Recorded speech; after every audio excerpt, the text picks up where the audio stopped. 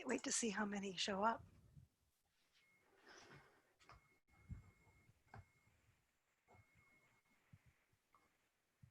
Okay, welcome everybody. We're gonna get started here in about 2 minutes. We're gonna give some time for everybody to filter into the room.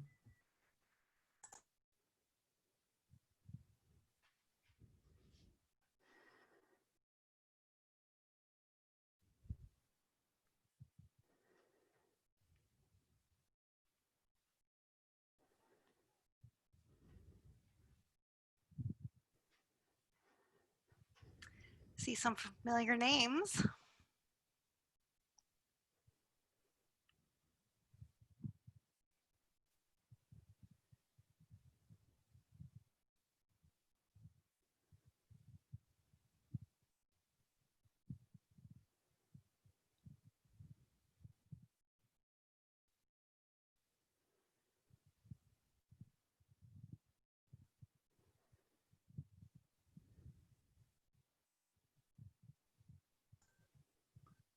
And we'll give it about another 30 seconds or so to let people get in, and we'll start at the top of the hour.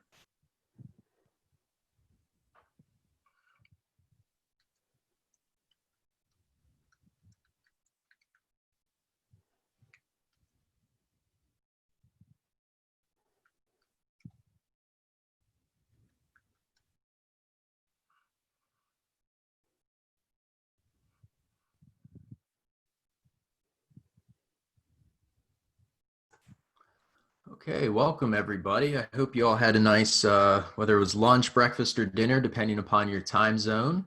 We're here this afternoon. I'm on East Coast time, so this afternoon we are here for the presentation of online faculty's use of technology when mentoring doctoral capstone writers. My name is Matthew Rupp, and I'll be your host today from the Center for Faculty Excellence. Before we get started, just wanted to go through some of the tips and tricks of using Zoom. So you'll notice in the bottom left-hand corner, there is a button for audio settings. We may have a large group today, so the microphones are disabled.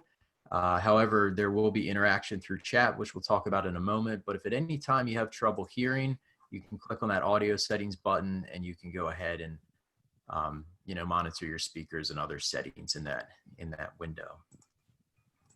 So as mentioned, at the bottom of your screen, there's an option to click on the chat, and that'll open up the chat window. There's two options when you're sending a chat. So you can either send a chat to all panelists or all panelists and attendees. Always advise that if it's something that's for the greater good of the group, click on all panelists and attendees so that everybody can see it. And as Darcy put in the chat, they will be monitoring. So Darcy and Joe are our presenters, which I'll introduce in a moment. They will be monitoring the chat today. So at any time, if you have any questions, comments, etc., feel free to throw them in there. I'll be monitoring the chat for any technical issues. So if somebody's having trouble, can't hear something or you can't see something, throw the question in there and I'll be happy to help. Okay, at the top of your screen, there's a button that says View Options. Sometimes when we're presenting, the windows get a little bit out of proportion. So you can click that button there and you can either adjust the window size or full screen the window. And then it's not noted on here, but in the bottom right-hand corner, there's a button that says Leave Meeting. Hopefully not before the end of the meeting, but if you do need to leave, you can click that button there. And I forgot to point out also, we have our captioner, Carrie is here today.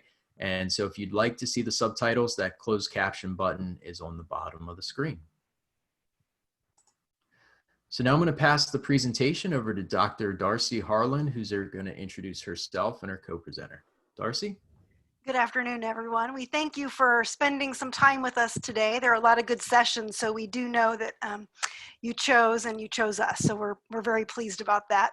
My name is Darcy Harlan, and I am day 2 of being Academic Program Coordinator for the Specializations of Educational Technology and Learning Innovations in the Richard W. Riley College of Education. Joe? Hi, everybody. Thanks again for joining us. My name is Joe Gredler. I'm a form and style editor in the Writing Center. I also serve as lead faculty in the Center for Academic Excellence, and I'm a Walden graduate, 2016 PhD education. Great, thank you. So Joe and I paired up, having met at a national faculty meeting, knowing that our topics of interest overlapped. And so we decided to venture doing a research project together about online doctoral supervision with an emphasis on technology. So as we moved into the literature review, we discovered that faculty, particularly in the online environment, it requires additional effort to build trust between the chair and the student. And that supervision really should focus on process rather than product. We also learned that feedback should be dialogic, which means this conversation between the faculty member and the student, and a reciprocal sort of engagement. We also learned that one of the purposes of doctoral supervision is to build that scholarly identity and that voice of students. The technology emphasis in supervision, we learned that learning can be impeded if culture and pedagogy are not considered. We all know that it is primarily a text-based environment, and that does sometimes create challenges. And so there has been some research on other methods of using technology with doctoral capstone students, like video conferencing or one-on-one conferences, but the literature really hasn't delved into how those are being used. So that is what Joe and I decided to explore. Next slide. The purpose of our general qualitative study was to explore online faculty's use of technology when mentoring doctoral capstone writers to promote student learning and facilitate progress toward graduation. Next slide. We chose the framework from Yang and Carla's feedback triangle, and I like this because it is addressing three different areas. The cognitive is the piece that is most in the literature. What do faculty say to students when providing feedback? A lot of the literature actually was in linguistics. There is some doctoral research regarding what do faculty members say to doctoral students, but not as much. The social affective piece, I would say, is the weakest in the literature. That warm fuzzy side of things, what we have to do so students receive that feedback, also not super strong in the literature. And then the structural piece has to do with how faculty deliver that feedback, the modes, the timing, and those sorts of things. Next slide. Right, so we developed three research questions that were aligned with the three dimensions of Yang and Carlos's feedback triangle. The first research question, what technology-aided activities do faculty perform, is the cognitive question. The second question, why do online faculty choose to use certain technology, is the social affective question. And then research question 3, how do online faculty use their preferred technology, was the structural question. Next slide, please. So again, as Darcy mentioned earlier, we chose a general qualitative design because we were going to use a demographic questionnaire to gather initial data about what faculty were using vis-a-vis technology in the capstone feedback process. And then we were going to follow up with participant interviews. And so those modes of data collection warranted a general qualitative design. We weren't really interested in lived experiences or a bounded setting. So the selection criteria were faculty needed to have worked at a private online university, the study site. They needed to have served as a committee chair or second member. We delimited to those 2 specific roles. And they needed to have graduated at least 1 doctoral student. We ended up interviewing 10 faculty. Although we reached data saturation at the 8th interview, we had scheduled 2 other interviews, and we decided to go ahead and collect data from those interviews. Next slide, please. So again, we recorded primary data from the audio recorded Zoom interviews. They were individual one-on-one interviews. Faculty agreed to have those interviews recorded so that we could generate a transcript and have an accurate description of what faculty reported. We had 2 men and 8 women participate in the study. We had quite a breadth of representation from 5 university colleges and also from roles. So some faculty were currently serving as administrators, some in full-time positions, some in part-time positions, but again, they satisfied our selection criteria. They were also working in either PhD programs or professional doctorate programs. Then they had a wide range of experience from 5 to 25 years and had graduated quite a range of students from 2 to 70. Next slide. Our initial plan was to do inter-rater reliability testing and then codes separately. But we decided in that first venture into the first transcript from the interview data to code collaboratively. And this turned out to be an excellent decision because we were able to check and balance each other's interpretive gestures to mitigate any researcher bias. It was sometimes a grueling process, a very time-consuming process. We would spend 3 to 4 hours on each transcript, but it ended up, I think, and Darcy would agree, it ended up with much better results. So we needed to justify the times when we were assigning existing codes that we had already determined, or when we were identifying emerging codes, and we would very specifically define those emerging codes. And it was very much a dialogue. It was a collaborative process, and that increased the credibility of our study. As we were, well, we used the 3 dimensions of Yang and Carlos's feedback triangle as the a priori codes: cognitive, social, affective, and structural. And then as we analyzed data, we identified emerging codes and also applied particular existing codes as the process continued. We found that each of the emergent codes was easily assigned to one of the 3 a priori codes. Next slide, please. So once we finished coding, and again, that was a lengthy process, but I think a well-executed one, we identified several themes within each of the dimensions. In the cognitive dimension, the 2 themes were ensure accountability and provide instruction. Within the social affective dimension, we found 3 themes: enhance communication, increase motivation, and promote self-regulation. And within the structural dimension, the how dimension, we identified modes and also barriers, preferences, and procedures. Next slide, please. So again, the first research question aligned with the cognitive dimension. What technology-aided activities are faculty performing when mentoring doctoral capstone writers? And the themes we identified were ensure accountability and provide instruction. Next slide, please.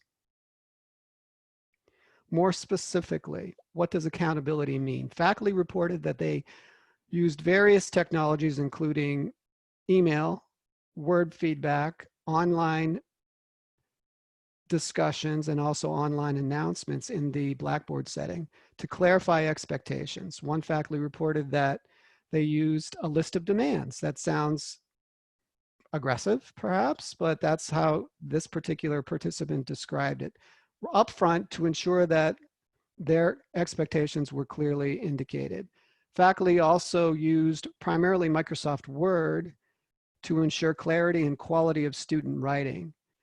And one of the examples as shown here indicates that I tend to use compare docs regardless, because I've found students trying to not answer specific questions of mine, so by just deleting the whole section. So I let them know I do pay attention to those things.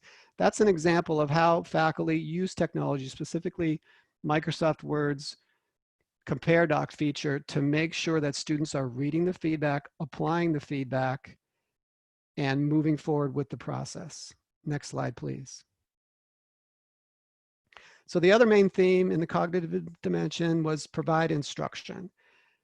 And codes typically focused on writing and critical thinking, the provision of resources, and also the development of researcher skills. One faculty mentioned, I learned really not to soft sell it. You're not my friend, tell it like it is. That was indicative of the blunt language that faculty sometimes use to make sure that students understand the expectations. Faculty, however, also mentioned, several of our participants mentioned that it's important to make sure, especially when providing feedback asynchronously via word comments, to be very careful and clear and use the proper tone when providing comments. One faculty member noted that early on they had an incident in which a student was getting very upset because the tone was perceived differently than how it was intended. And this faculty escalated to a phone conversation to clarify those issues and to calm the students' concerns. In the second balloon, you'll see I use the balloon comment to point out concerns that I have. If it's an APA issue, something like that, I'll provide a link to resources for them. So several faculty mentioned the inclusion of resources. And again, they use multiple modes. They sometimes posted resources in announcements in the Blackboard setting or in the discussion forum or in comments, balloon comments in Microsoft Word. Next slide, please. And I'll send it over to Darcy.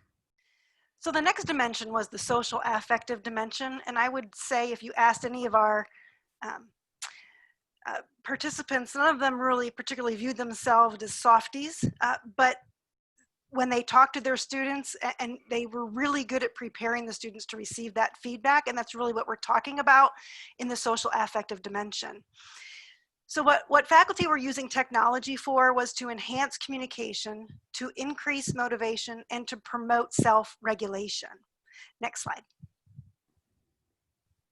So in relation to communication, faculty used technology for boundary setting. Many had very clear office hours, the times they could contact them, the times that students should not contact them, and set that up very early.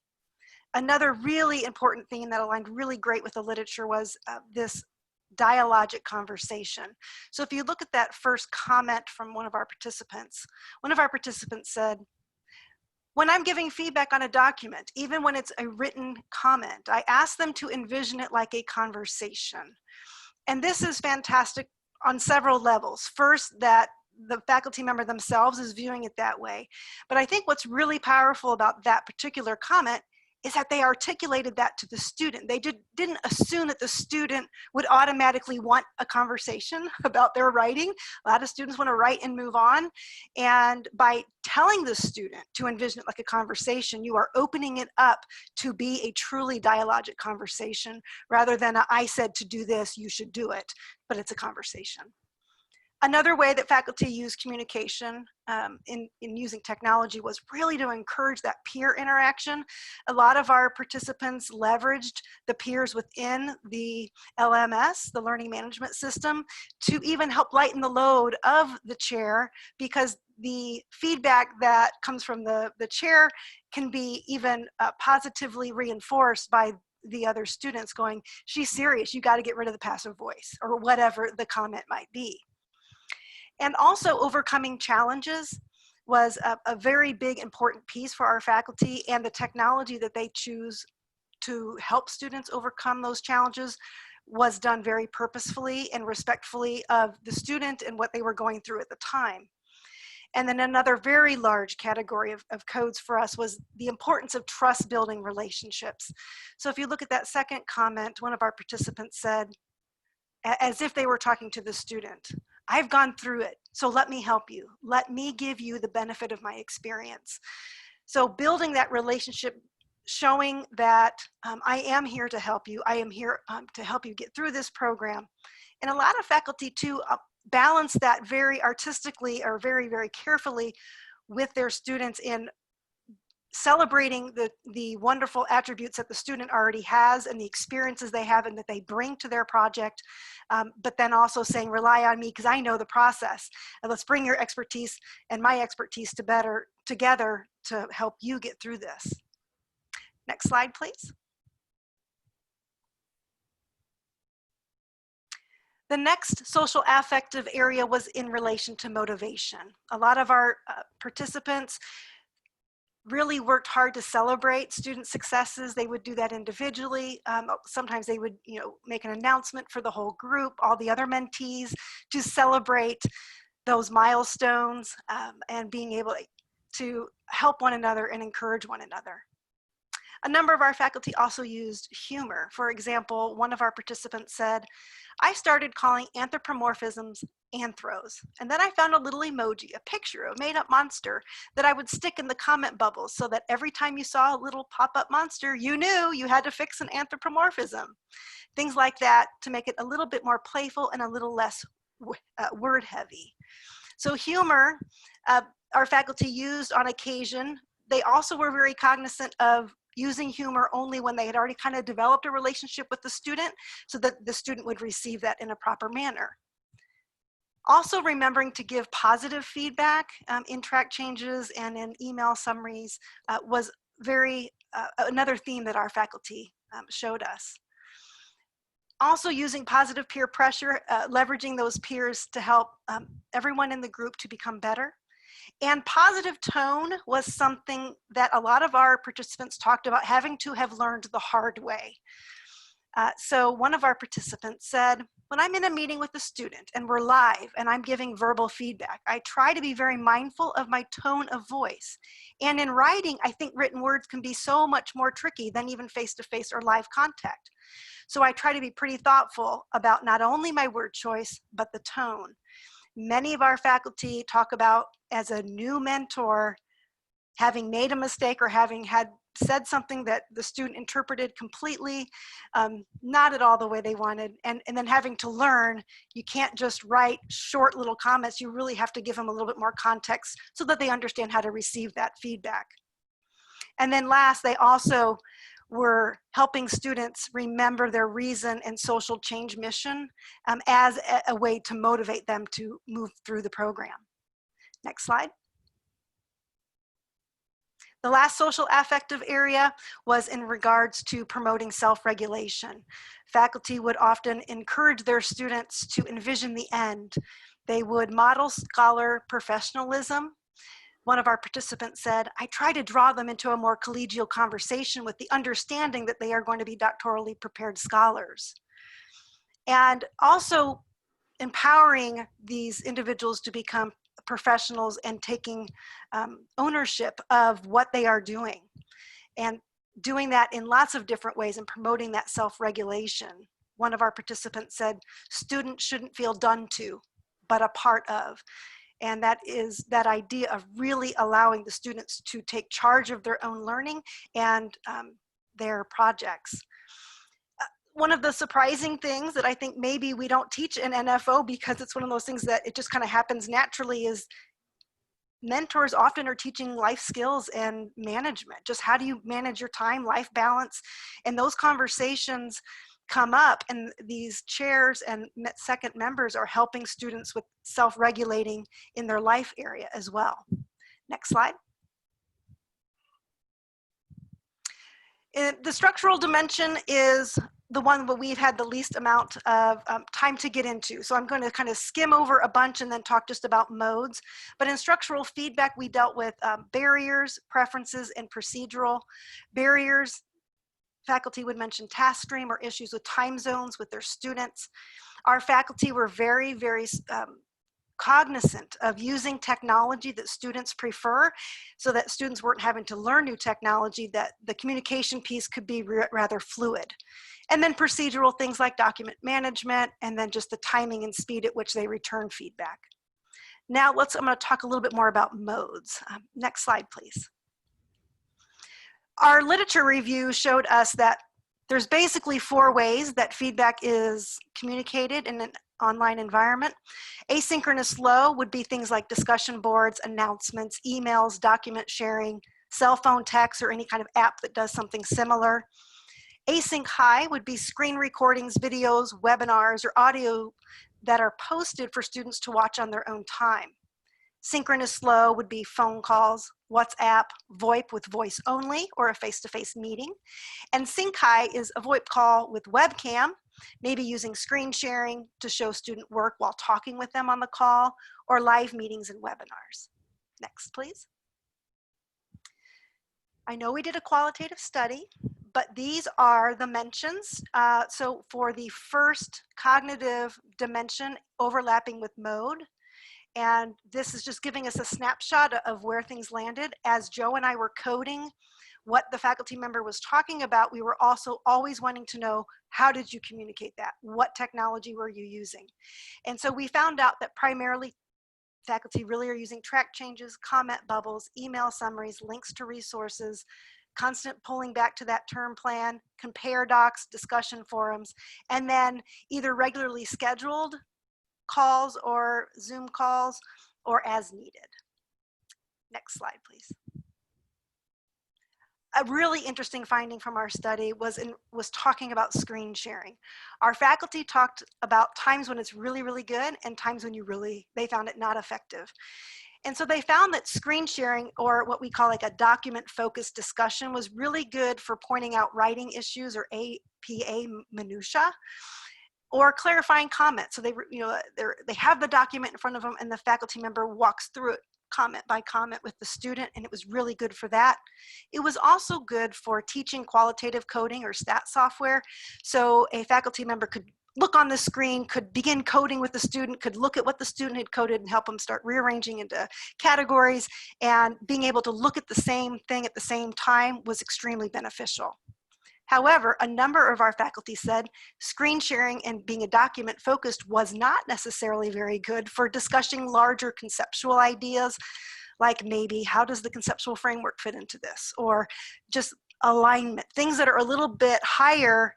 You can't be looking at a document effectively and think at that higher level. Next slide. Joe? Right, Darcy, so we had a good question from one of our attendees. What software did we use? We used Deduce, which is typically used in mixed method studies. However, as Darcy's demonstrated, Deduce allowed us, and we are still unwrapping some of these findings. We're not finished writing up the results yet. Deduce allowed us to look at points of intersection, or what Deduce calls co-occurrences. And here's another example of that. So on the social affective side, we found the faculty were primarily using async low, emails, word comments, asynchronous low modalities as opposed to others. Async high refers to embedded audio or embedded video. Very, very few participants reported using that. However, on the communication side, you can see that sync low, which is telephone primarily, and sync high, which is Zoom, Skype, Teams meetings, were used quite a bit to promote better communication. However, with regard to motivation, you'll see that async low was the primary modality. When you look at self-regulation, the promotion of self-regulation, as Darcy described earlier, again, most folks were using async low. So Deduce allowed us, and we are still again unwrapping these things, to see these important points of intersection in order to answer our discussion questions more effectively. Next slide, please. So again, on the social affective side, generally speaking, faculty reported establishing a positive pattern of communication early on via the clarification of expectations, and also the development of a strong trusting relationship. Faculty unanimously reported that that is crucial, and that's consistent with the literature we had read. Faculty also talked about the timeliness. This is a structural issue. So providing feedback quickly was one way in which faculty promoted a good relationship with their mentees. Again, what you learned from the previous slide is faculty tended to prefer asynchronous modalities first, and then escalate to sync when necessary. And as Darcy described earlier, when faculty wanted to discuss broader issues or more personal issues, they tended to use the phone. When they wanted to focus on the manuscript, they tended to screen share. And that's one of the early interesting findings that we are writing up. Next slide, please. Again, we haven't reached the discussion point yet, but most of what we have found so far is consistent with what has been reported in the minimal empirical studies done on doctoral feedback technology use. Most of these, like Sekulich, that was an opinion article. Sekulich argued that online faculty need to take an active approach in instructing and supporting online students. But students must accept responsibility for their skill development. That's perfectly consistent with what we found. Faculty were taking a proactive approach with the use of technology to clarify expectations and to encourage student progress, but they were also holding students accountable via doc compare, Word doc compare, and things like that that I described earlier and Darcy did. And they were promoting self-regulation, and that's really what Sekulich is talking about here. Jameson and Torres found a positive supportive relationship is important for capstone students' motivation. This is exactly consistent with what we found. Faculty understood the need to develop a supportive, trusting relationship so that students would be motivated to work hard and finish their capstone studies. And then the final point here, students who feel they belong are more likely to complete their degrees. This is also consistent with what faculty reported regarding the use of peer-to-peer interaction, especially. One faculty teaches primarily Delphi students, and this person reported that peers rely heavily on each other, including the provision of feedback on manuscripts. And this faculty tends to take an approach where they come into the discussion forum and provide additional comments as needed. But basically, this faculty member allows the students to work with each other, to promote each other, and to enhance each other's motivation, to encourage each other to reach the finish line. Next slide, please. Let's open it up now to questions. Feel free to come off mute or type questions in the chat. I've been monitoring the chat, and Darcy has too, but we'd be happy to entertain any questions you might have. Again, remember that we're still writing up results. We had most of the important heavy lifting coding done right around the time that the proposal was due, so we decided to go ahead and submit, and the conference administrators decided they wanted us to present, so here we are.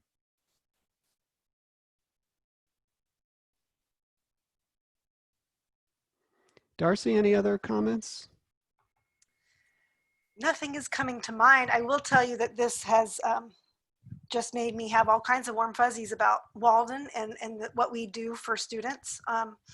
And I was really touched and amazed at how much pre-work our faculty do to develop the relationship before feedback ever starts getting back to students. So there is this relationship piece that really has not been studied. And so that really kind of rose to the top in our interviews. Right, and I look forward to going back to some of the studies that address that important relationship and interpreting our findings within that context. Bill asked, what do you think will be the hardest new behavior for faculty to learn and practice?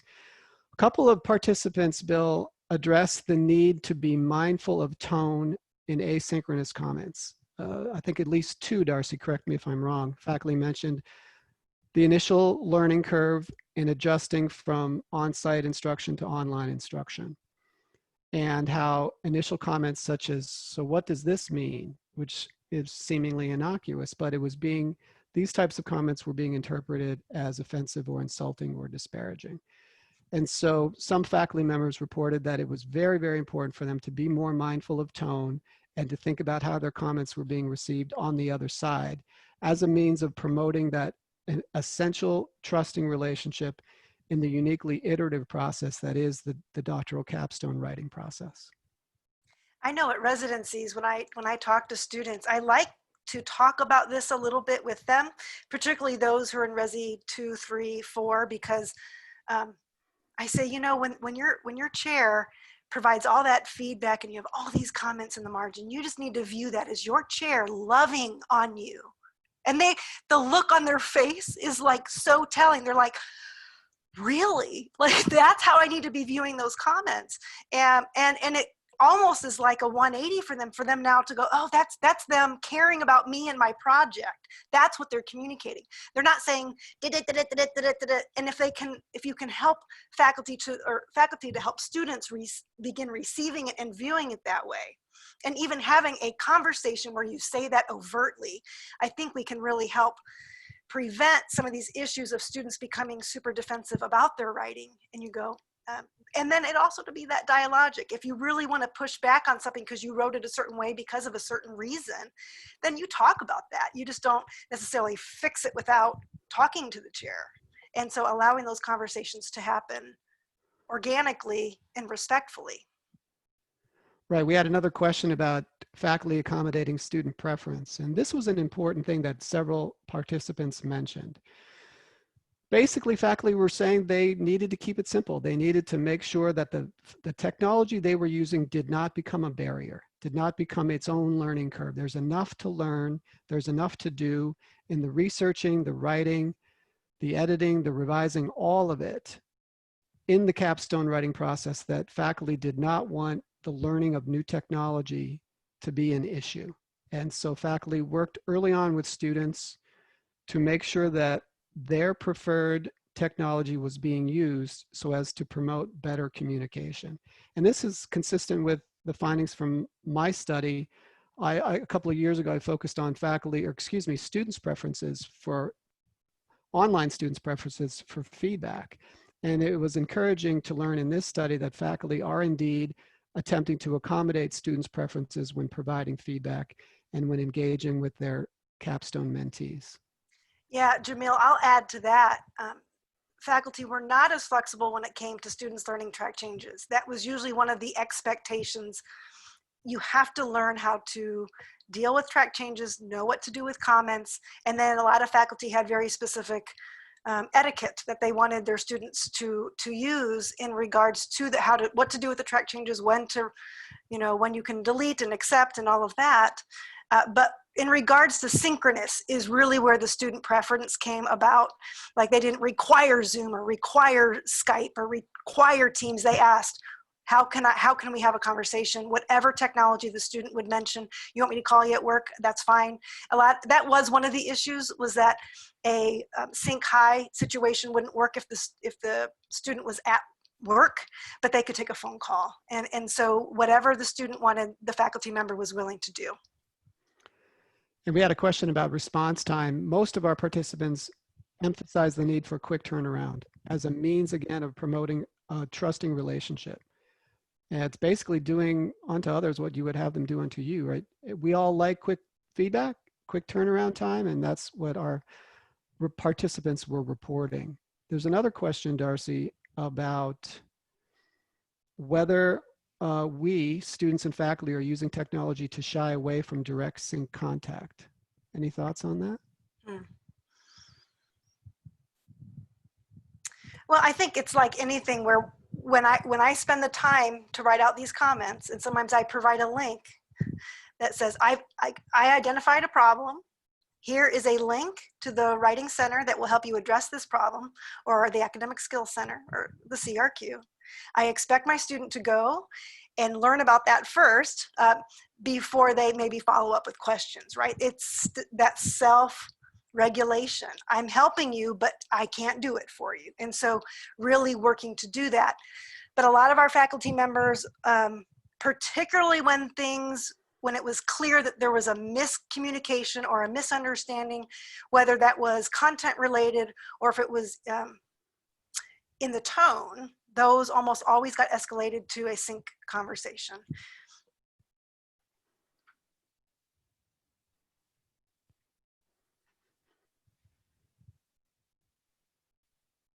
Got a number of people saying that this would be a good model for training. There is actually a MyLearn module that uses the same framework that we used that is available for faculty. So if you've got program directors out there, there is a resource that you can give to faculty to really think about that.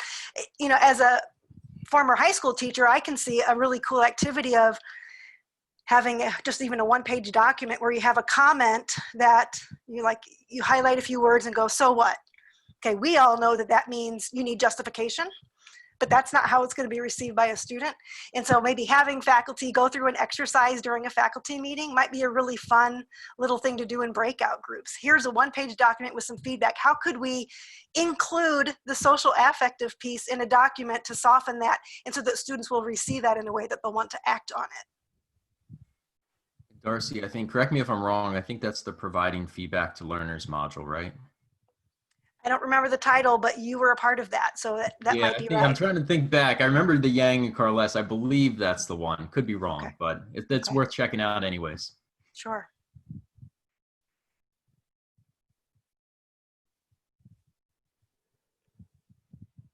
Another comment here, Darcy, wonder whether async relationships will have an impact on direction, topic, quality of research over the long term. Will async relationships affect who is able to succeed with developing as a researcher? Well, I've recently been to a conference and it was primarily geared towards doctoral students. I was the only person from Walden there. And I sat down with a bunch of doc students. It felt like I was at a table with a bunch of my own mentees, but they were all from bigwig universities in Texas.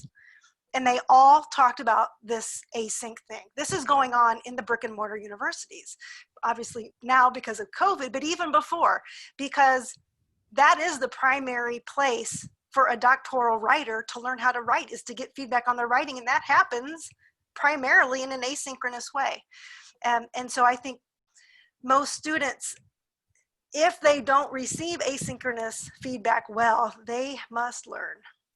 And it is our job as their faculty member to help them do that. So sometimes that means going through at the beginning and scaffolding that so that you can wean them off of their need for you, how to interpret these comments and how to act on them.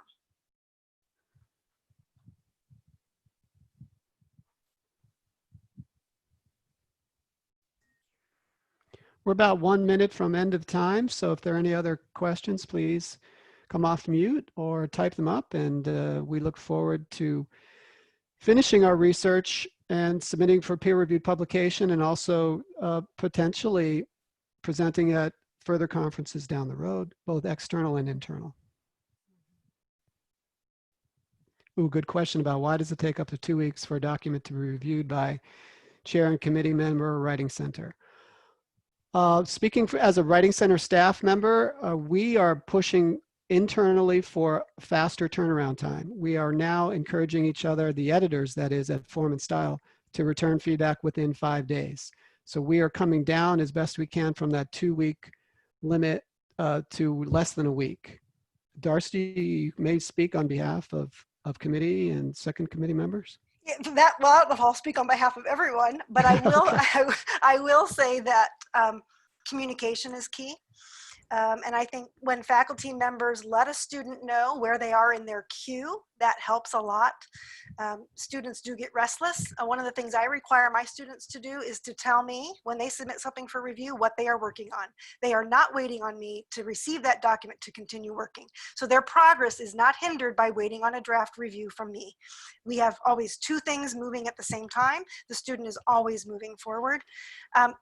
But the big thing is communication, just making sure you're communicating. If you need just a really quick little snippet, like I have 2 pages of writing, I just want to know if I'm in the right place, you might get jumped up in the queue if you let your chair know that I just need a quick little, am I on the right track? Because I don't want to write 10 pages to know I have to rewrite it all. Communication, key. And Matt, you want to wrap up? Yes, looks like we got some more great feedback here. This has been a really good presentation and great interaction, great conversation. So just wanted to give a big thanks to Dr. Harlan and Dr. Gredler for presenting today. Also thanks to Carrie, our captioner, and thank you to everyone who participated today. I believe we have a couple more sessions left this afternoon, so remember to take a little break, go back to the app, figure out where you're going next, and I hope everybody enjoys the rest of your day and have a great weekend. Thanks for coming, everybody. everyone. Yep. Have a good afternoon.